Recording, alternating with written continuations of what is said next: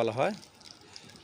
এই গাছটি আমাদের বাড়ির আনাচে কানাচে, বিশেষ করে গ্রামগঞ্জে আইল বা রাস্তার ধারে হয়, গরু বা গৃহপালিত প্রাণী খায়। এটা আমরা আগে জানতামই না, চিন্তাই না যে এই গাছটি এত উপকারী। শাহতারা এই গাছটি দেখুন ভালো করে।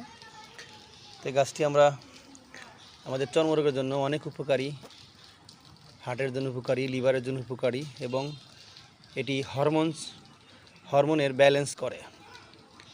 তো আমরা এটি লাগাবো, সুন্দর করে পরিষ্কার করে ধুয়ে শুকিয়ে পাউডার করে বায়ুরোধী পাত্রে রাখলে যে কোনো ওষুধের সাথে ব্যবহার করতে পারবেন, সমস্যা নাই। তো শাহতারা বা বিষকাপড়া গাছ আমরা বাড়ির আঙিনায় টবে লাগাতে পারি। লাগিয়ে আমরা আমাদের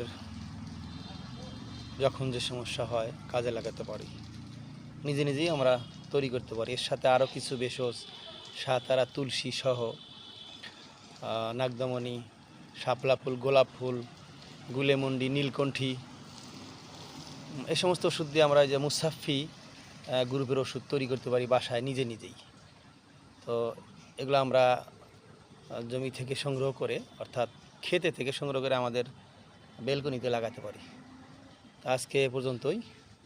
আল্লাহ হাফেজ। আপনাদের সুস্বাস্থ্য কামনা করে আসসালামু আলাইকুম রহমতুল্লাহ।